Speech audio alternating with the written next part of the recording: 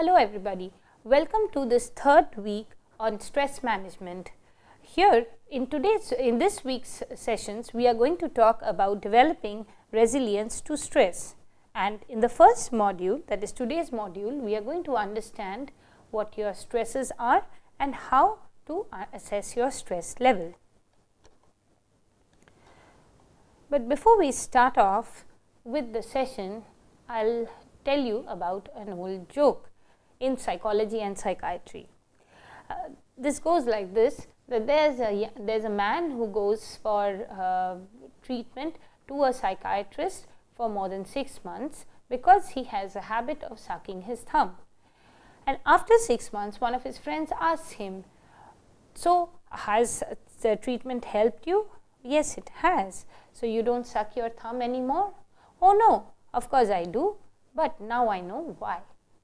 So in today's session, we are not only going to know the why of the stressors and what are the stresses that are affecting you. We've actually studied more of the why, but today we'll get to know more about the how. So how these stresses affect you and how much do they affect you and what can you do with that. So that brings us to the idiosyncratic meaning of the stresses. Now what exactly do we mean by idiosyncratic meaning? Primarily, it actually means that each individual has a different way of experiencing a stressor. So each individual sees a stressor as different stimuli. So that just brings us to the old question that every individual is unique, every individual is different. So we need to understand how that individual perceives the situation. So that we will just discuss this with an example. Now here we are going to talk about two individuals, A and B. Both are college students and both love playing the guitar. So we start off with A, who loves playing the guitar, has a ear for music, picks up any tune he hears. He met a music teacher and looks forward to the classes. He is eager and he enjoys playing with people, participates in group activities, participates in competitions.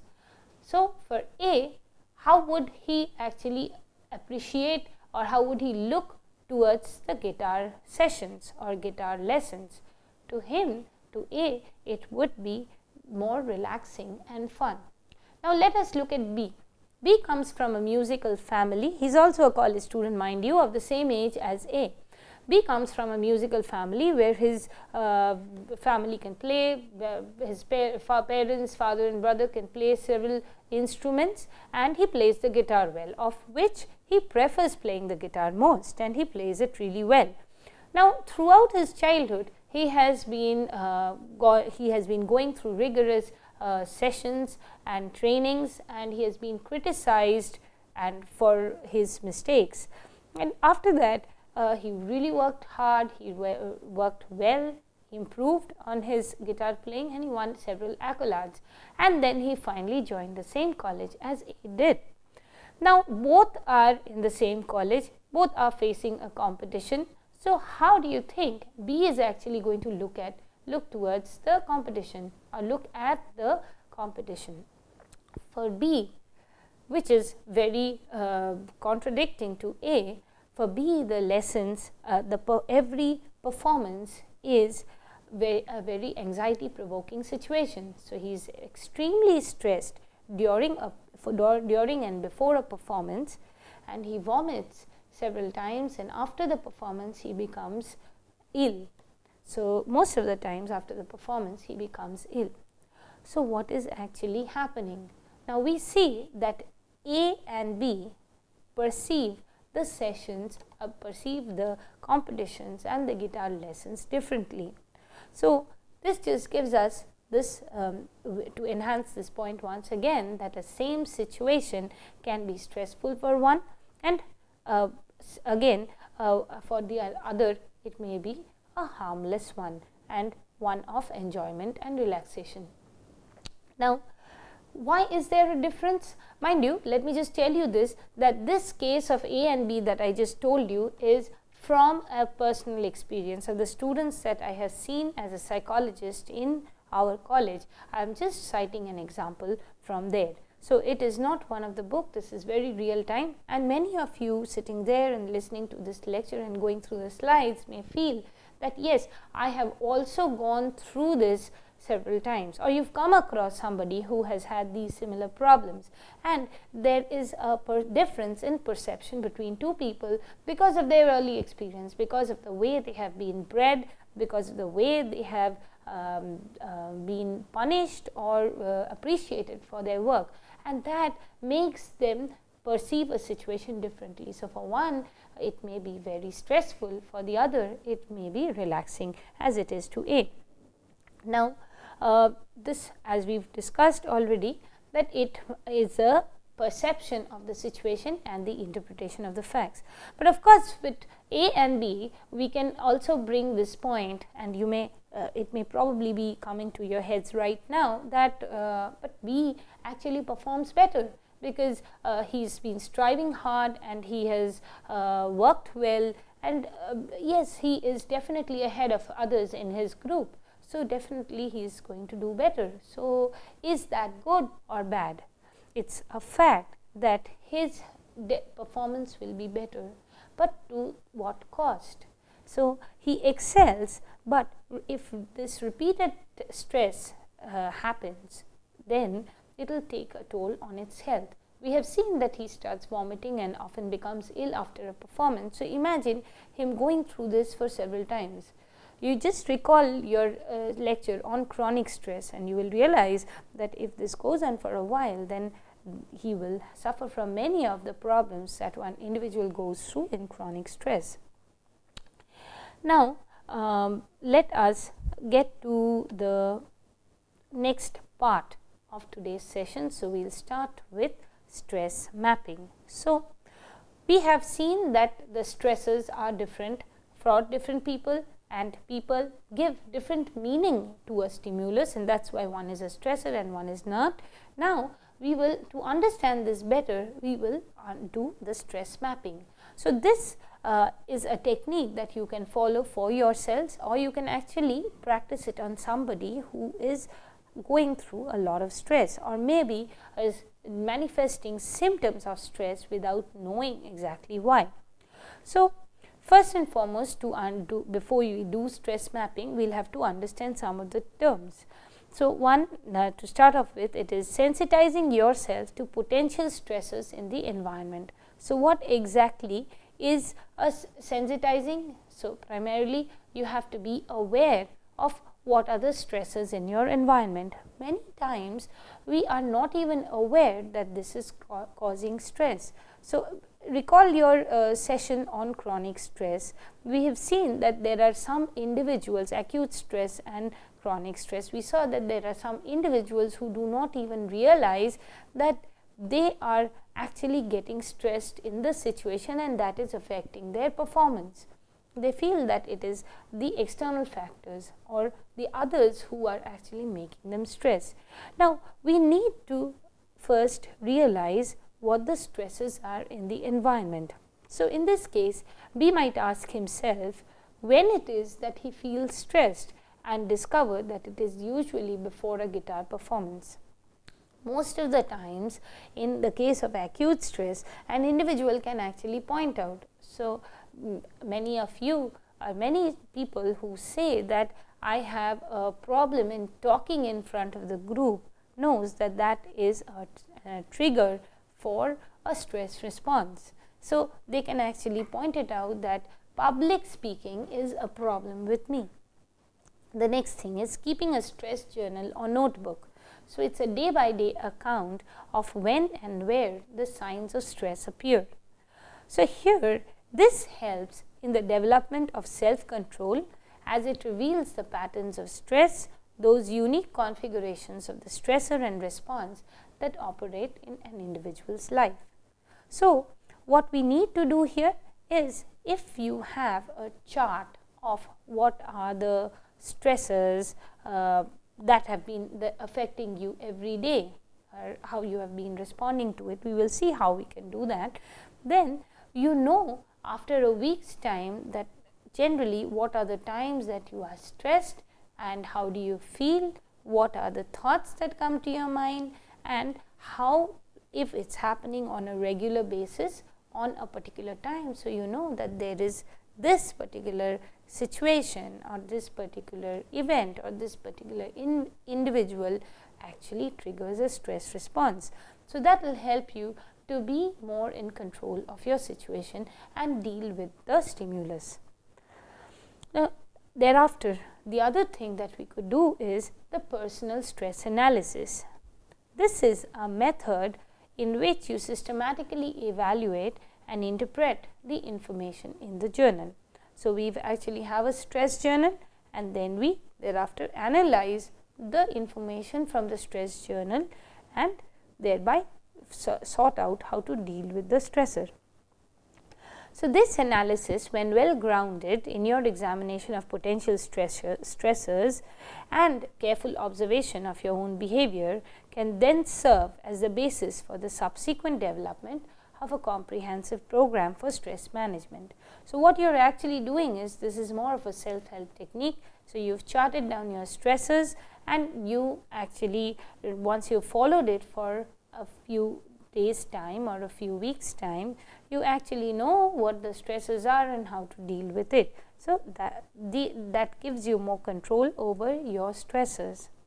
So, that brings us to again understanding the external and internal dimensions of stress. We have studied about the external sources of stress and internal sources of stress earlier, but just to revise it once, we know that when there is a stimulus, it is cognitively processed by an individual, and how he processes the stress stimulus leads to, if it is processed as something threatening to the survival of an individual, then it becomes is seen as a stressor, and the GAS, or the general adaptation syndrome, or in this case the sympathetic activation system or the fight or flight response, brings into operation.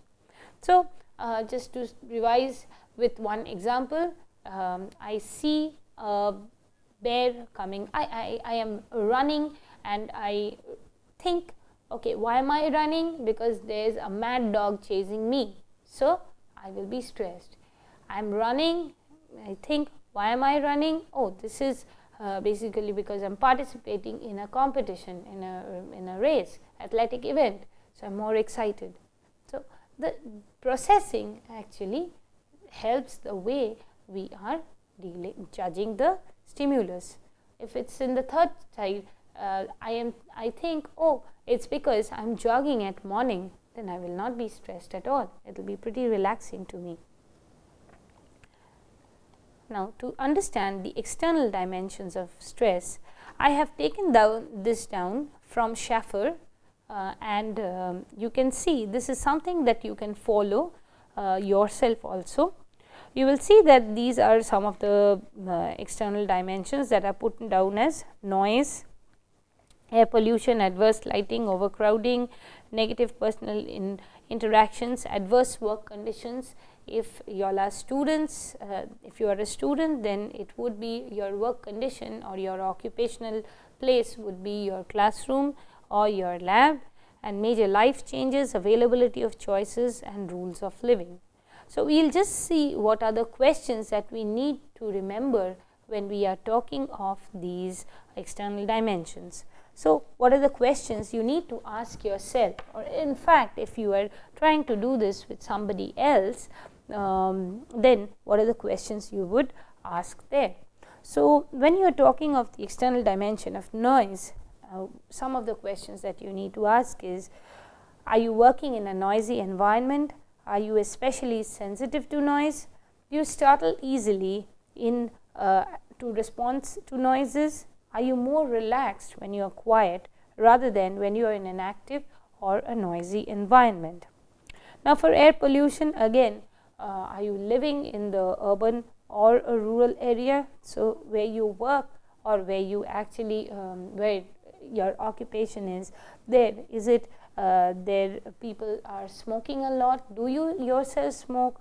Do you have does that make you more irritated and unpleasant? Is there proper ventilation at home and work, or is there more pollution? Is there more of odors? Now, odors can be very irritating, and several times it may also cause a headache. Now, for adverse lighting, so do you feel your eyes are strained during your working hours or during your in your class? Do you rub your eyes often? Now, several times when there is an irritational response in the eyes, and many times when we cannot see clearly, we have a habit of rubbing our eyes. In fact, when there is high pollution and there is a dryness of the eyes, that can also irritate the humor in the liquid in the eyes, and that actually in the aqueous humor, and actually causes more of irritation and rubbing. When you have to perform tasks that are visually demanding, do you get headaches? Now, this is one of the major things that you come across in students. Several times this has been, students complain that they have been having problems with headaches, severe headaches, but without realizing that they might actually have a eye problem or a problem with their vision. Does working indoors in artificial light make you more depressed and less energetic? So, that could also be one of the factors. So, if you are spending more time indoors and getting less of ultraviolet rays, now that can also affect your bones, and several times it also causes energy loss and depression. Now, overcrowding. So, do you actually sit in a place or work in a place or stay in a place? Several times it happens with students. They have adjustment problems and stress because of the way they are living. So, maybe you have to share your accommodation with 2-3 individuals. Now, that could be one of the causes of stress and may actually affect your mood without you knowing really why you are feeling so irritated after you joined college. Many times we attribute it to the food or the heat, or it could be these factors, of course, but it could also be other factors. Now, you need to take cognizance of what are the external factors that are actually affecting you. So, negative personal interactions. So, are you actually having several irritable conversations or discussions or conflicts with your colleagues, your peers, your friends? Now, if that is a problem, then you need to also check for how long has this been going on. Has this occurred recently, or has this been going on for a while? Now, adverse work conditions. Several times we generally get involved in a work that we do not like. I come across many students who've joined the college because their parents wanted them to do engineering, and they had no interest in the subject. So, even because there is a lack of interest, which we will see as one of the internal factors, but the adverse work conditions. I am not liking the way the labs are running. I have to rush to class. I don't like the way, say there are students, say people who get back to classes after working in the industry. So, change of environment, many times they are not used to sitting in the classes for a long time. So, the working conditions could be an adversity, and that may cause a lot of stress to the individual, bringing about several physiological changes, major life changes. This is a very important factor.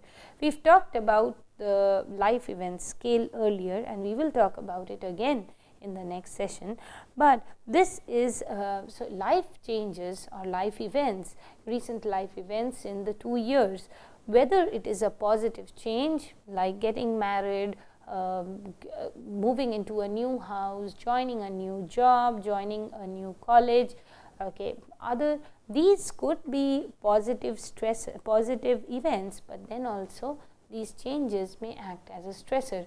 And of course, there are negative life events like losing a loved one, financial crisis, maybe legal hassles, and academic failures, and losing a job.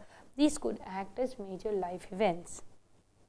Now, availability of choices. Now, how much of a choice do you have? Or this actually brings in the concept of control.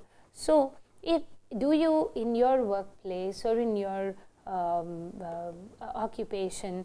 Do you have much of a choice to decide? Now that several times makes a person feel either bored or powerless. So we've talked about learned helplessness earlier. So many times people develop this concept, develop this idea of sense of learned helplessness, that I cannot help myself in the situation because I have no power.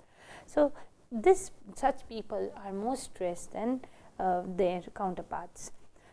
Rules of living.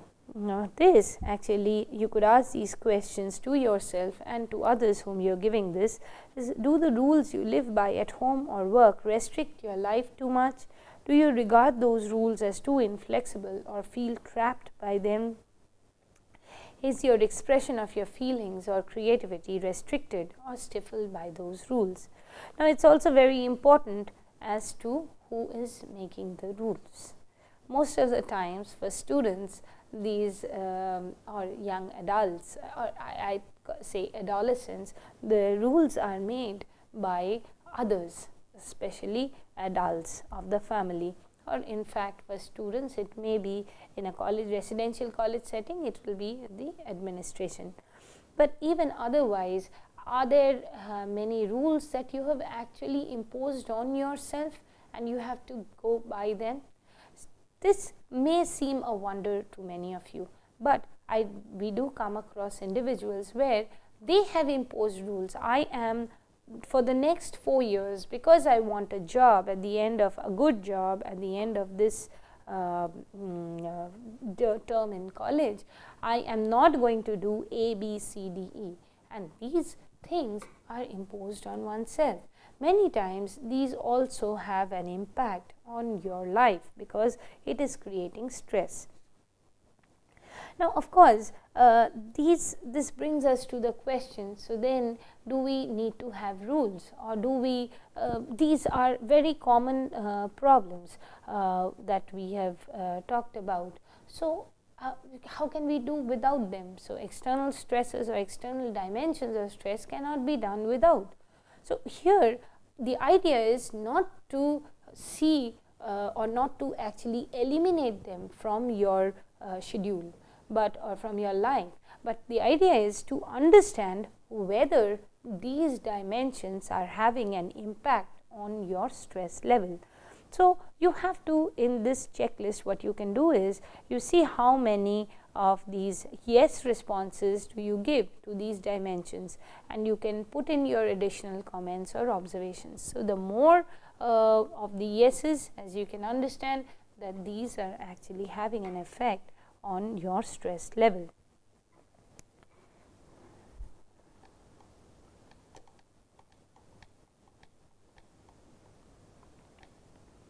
So, now that brings us to the internal dimensions of stress.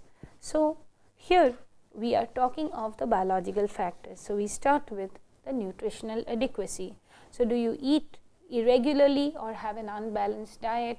Are you anorexic? Do you have other eating disorders? Do you find that your energy level fluctuates throughout the day? Do you eat too much, or do you eat too much on one kind of food? Or do you crave sweets when you are tired? It's very interesting that many depressed people and many anxious people have a craving for chocolates and sweets. Actually, chocolates help you when you are depressed. I'll not get into the details of it. This could be an exercise for you. You could check it up, how chocolates can reduce depression. So, the next is, are you actually having more of junk foods and non-foods? So, are you more on kurkure and chips and more of non-foods like alcoholic beverages? Many times we come across students and people who are on the job, on a different place, just surviving on snacks and extensive use of beverages. So, it could be more of cold drinks and non-alcoholic as well as alcoholic beverages. Now, the next question is, do you exercise? So, is your cardiovascular system in a good condition? Do you get winded up after climbing a flight of stairs? if you exercise infrequently, do you still try to go all out and try to maximize performance? So, do you have sudden outbursts of energy at a time of the day or at the end of the day? Now, this is a very important question. At the end of the day, do you feel energetic or exhausted? If it is that you are feeling too exhausted at the end of the day, then you need to look at your daily schedule. So, are you getting overstressed on a particular time of the day, and thereafter it is taking a toll on your health? The next thing is also, are you getting adequate sleep? Many times a lack of sleep or disturbed sleep pattern can cause a lot of problems. Students have a tendency of sleeping late and getting up late. So, that by itself we do not get proper sleep at mornings. Many times we do feel that I sleep best at the early hours of the morning, but say around because I slept late around 4 a.m. or around 2 a.m. in the morning, so it would be a good idea if I sleep for long. Actually, that is not so. What happens is the body needs more rest at night. That is how we are biologically made. So, at morning, even if you sleep, there is a sense of fatigue after getting up. Now, so when you are feeling energetic, exhausted at night, these are also conditions that you need to look at. Posture is also a very important thing that needs to be addressed. So, you can ask yourself this question: how many hours do you actually sit or stand while working? So, does your work require to remain in one posture? Several times, many people who work on the computer for longer hours have complaints of cervical spondylosis, and also they develop obesity towards the lower end of their body. Now, this is because of the postural condition, and that may actually bring about a lot of backache and pains. This is also something that you need to ask. When you go to sleep, does your body ache or feel tense? Now, let's come to rhythm and pacing. Do you push yourself at work? Is your working pace rushed or abrupt? When you work, do you set your own comfortable pace, or do you tend to match it with the work rhythms of those around you? So, when caught in a traffic jam, are you very angry and frustrated? Do you become irritable waiting in a line? So, is it also this, you can relate this to the type A personality pattern, which we studied earlier, where the personality pattern is also important on the rhythm and pacing of the individual. And of course, when we talk about personal psychology, it's more of your philosophy in life. So, are you in conflict about your work or some other aspects of your life? So, here that brings us to what we really want. So, as I was talking about students who join a particular branch of study because of their parents' desires, may have a conflict with their own desires. So, do you feel as though you need to hurry and that you must be doing something at all times? Do you like yourself? Do you respect yourself? So, many times we see that self-esteem and self-efficacy can be an important factor for causing stress. Sexual fulfillment is also a very important factor. So, are you satisfied with your sexual life? Are you having, if there are married individuals, several times they may have, or if an individual is into a sexual relationship, we often see the stressful conditions affect their sexual relationships. Now, spiritual and creative fulfillment. For this, you can ask yourself, do you feel a lack of meaning in your work or life? We've spoken about meaning in life and meaning in work. So, you have to ask yourself if you are feeling empty or purposeless, or do you have the areas of interest or self-expression that you feel are blocked or unfulfilled? Are you creative? Can you imagine? Can you fantasize? That brings us to sensory and neurological behavior. So, are you the type of person who startles at noises?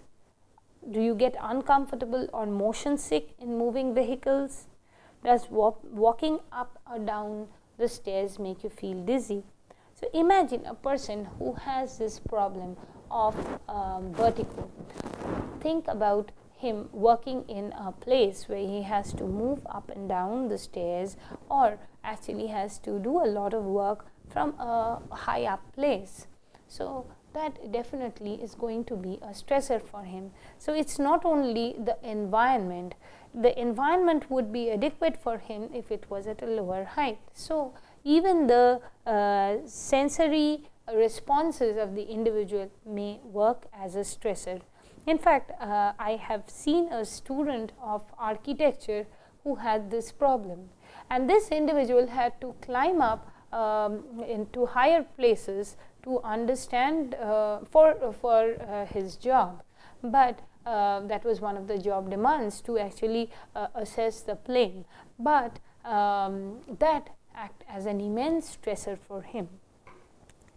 So, that brings us to personal interests. You can ask yourself, if you fail to take time to do things for yourself, are you always busy with work? Would you feel guilty if you did something just to satisfy yourself and not anyone or anything else? Do you make excuses to avoid doing things that you would really like to do by yourself?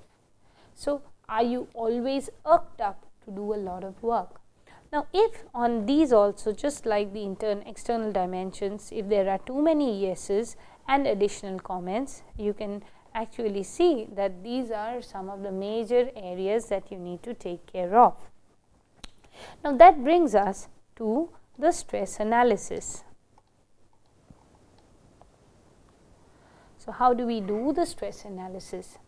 You have to discover patterns of stress operating in your life. So, that we have actually seen, and aware of these signs of physical and mental response to stress, identifying the stressors and analyzing the relationship between the stress reaction and the stressful situation that evoked it. Now, we will have to set realistic and effective stress control measures. So, think about this. So, here are some of the bodily symptoms. So, when we have seen the internal and external stresses, we have marked it down. Okay, these are the internal stresses, stress dimensions that I am affected with, and these are the external ones. Now, let us look at the bodily symptoms when these stresses affect. So, you can have this list of bodily symptoms, the feeling states and the cognitive states and motor symptoms all by you, and you can actually mark whether when there is an internal or an external dimension of stress, what are the bodily symptoms. So, I will not get into details, you can check this out. As you can see, these are all the sympathetic activation symptoms, and we have discussed more or less all of these in some time or the other.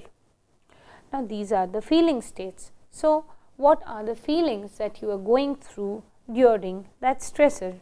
So, are you affected by any of this, or is there anything more that is affecting you? So, then you have the cognitive states. So, whether you are feeling dreaded, are you dreading that situation, are you apprehending a scary situation, are you feeling inattentive? So, many times students, and in fact even others also, whenever we complain of a stressful situation, we do not come and say that I am stressed about this. We generally say that I am losing focus, I cannot concentrate, I can't remember things, so I am having serious nightmares about things, and people talk about a lot of anxiety provoking dreams. So, maybe it is something like I can always see that I cannot answer the question paper, or my boss is asking me questions that I have no answers, and this is one recurrent dream that I have. So, we will not get into dream analysis right now, but these are some of the features. And some of the motor symptoms are muscular tightness, tremors, tics or spasms. So, many people have a habit of a muscular tic on the cheek, or it could be eyes going up like this. So, that increases during a stressful situation, or in chronic stress you can see it more frequently. So, there is an increased startle reaction, and I am getting shocked at every new thing, incoordination, and a lot of sighing and freezing and feeling immobilized. Now, so here we get to see a copy of the stress journal. Again, I have taken this from Schaffer, and you can see that you put your date and time, signals, what are the signals of stress, how long did that symptom continue, what happened before the symptom, and what was the event when the symptom stopped, what did you do, how did you feel, and you have your chart of bodily symptoms, feeling states, cognitive states, and motor symptoms just beside you. So, now if you if you follow this for several days together, then you will understand that whether you could do this date and time, you could do it say on 4 times of the day, or you can do it on 2 times of the day. And you see, if you have identified your stressor from the internal and the external dimensions, then you could actually do it around that time where the stressor occurs, or when that event occurs. So, by this and by your own comments, you will actually see that how if you follow it for a certain period of time, how you are generally responding. Generally, there is a pattern of the way we respond to stress. So, sometimes the insights may come quickly, and of course, sometimes there is a lot of thoughtful observation that is required before you understand that, well, this could be a stressor. Say, it could be something very simple like you are taking the carpool with somebody when you go to your college or when you go to office, and every time just before you go out to your office, there is this weird sensation of just missing the car, so missing the carpool. So, if you see that you love your job, so there is no problem with the job, you have no problem with your health and everything being okay, then there is only one factor, that there may be a person who is a little too overcritical when towards you every day. So, just avoiding the person may bring about several responses, and this may take a lot of time for one to understand that, well, this was the trigger. So, another one small thing that I will share with you before I end today's session is self-discovery in interpreting the stress situation. You could try this on yourself. Say, associating the body parts and sensations related to your stress pattern. So, just to identify that, just free association is a technique by which you just write down or say it without stopping, without hesitating, without a second thought. What are the words that come to your mind when you talk of stress? So, if I talk of stress, the first thing that comes to me is head. So, if I go further, it will be ache. So, maybe I get a tension headache. So, you could so you write down the words, you will see that most of these words are actually related to the sensations that you have and the particular organs, bodily parts that are related to your stress situation.